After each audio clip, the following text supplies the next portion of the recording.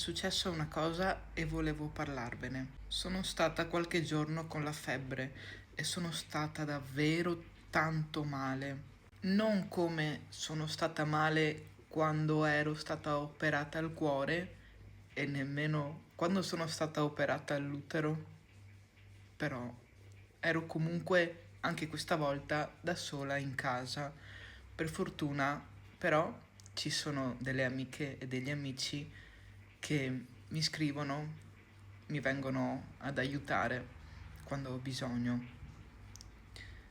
Però ho notato che quando ho questo dolore fisico che mi offusca la,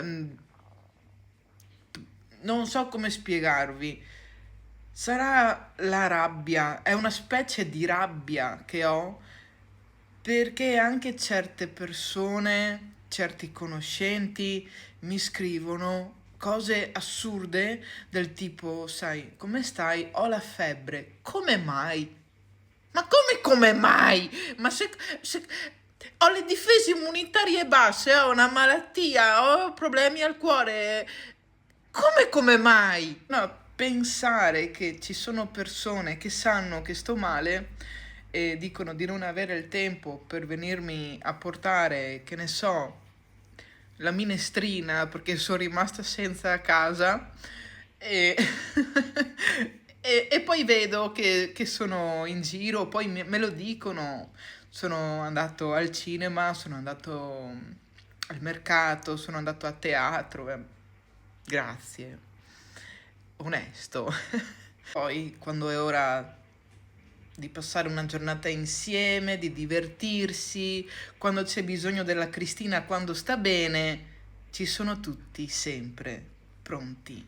Però quando la Cristina sta male, restano le persone vere, gli amici veri.